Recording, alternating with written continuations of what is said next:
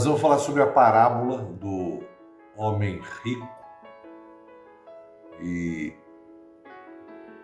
que só pensava em dinheiro. É uma parábola de Lucas 12, 16, 21. Quanto que a gente assiste na televisão hoje, nas notícias da internet, de pessoas que legalmente ou ilegalmente só pensam em acumular riqueza, só pensam em ter mais dinheiro, mais dinheiro, mais dinheiro, mais dinheiro. Mais poder, mais poder, mais poder. E dá um exemplo péssimo para a família, dá um exemplo péssimo para todo mundo, para filho, para irmão. E todo mundo entra nessa roda de ser ganancioso, de só pensar em poder e em dinheiro.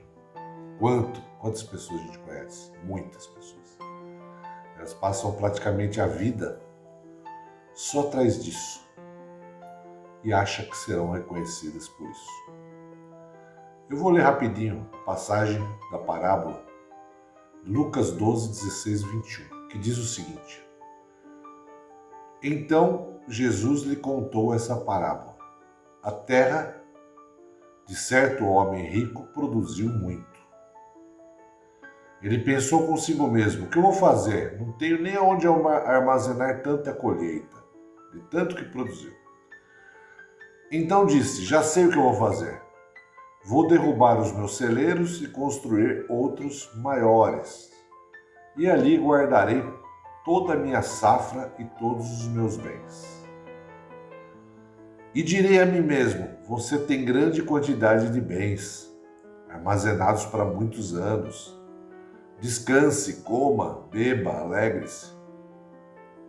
Contudo, Deus lhe disse: insensato, nessa mesma noite a sua vida vai acabar.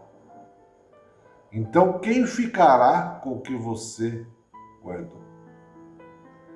Assim acontece com quem guarda para si riquezas, mas não é rico para com Deus. E aí, eu vou fazer algumas perguntas chocantes para vocês. A primeira é: que legado, que herança que você vai deixar para os seus filhos ou para a sua família? Que herança você vai deixar? A outra pergunta que eu faço é: você sabe o nome do seu bisavô? O nome do seu avô? Muitos não vão saber, porque não são mais lembrados. E não são mais lembrados porque vocês não conheceram as obras deles, ou não aprenderam as obras deles. Então a herança que nós todos deixamos, a primeira herança é a histórica. É você saber a história dos seus ancestrais. A segunda herança é a financeira, que lhe deixam bens materiais para vocês. Vocês só vão lembrar deles enquanto o dinheiro ainda não acabar. Na hora que acabar, vocês não lembram mais. A terceira herança é a herança moral. É você lembrar como seus ancestrais eram do ponto de vista moral, de costumes. Se eram pessoas honestas, se eram pessoas que tratavam bem o próximo, o semelhante e etc. E a última das heranças é a herança espiritual. A herança espiritual que deveria passar de geração a geração os ensinamentos de Cristo, de pai para filho, de filho para filho, de filho para filho, e todos iriam lembrar da fé dos seus ancestrais. Iam falar: nossa, meu ancestral era uma pessoa de fé.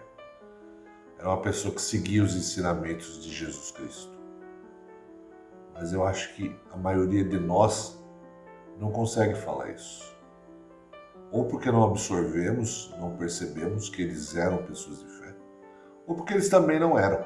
De repente eles não eram também. Então, essa herança espiritual que nós estamos falando aqui, não adianta todo esse acúmulo, porque na hora H, como disse na parábola, a pessoa guardou, mas Deus falou: você não passa dessa noite. E o que vai te sobrar? Quem vai ficar os seus bens? Não importa para quem vai ficar os seus bens.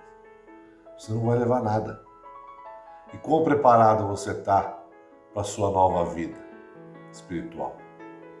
Quantas obras você realizou? Quantos ensinamentos, quanto tempo de estudo você fez?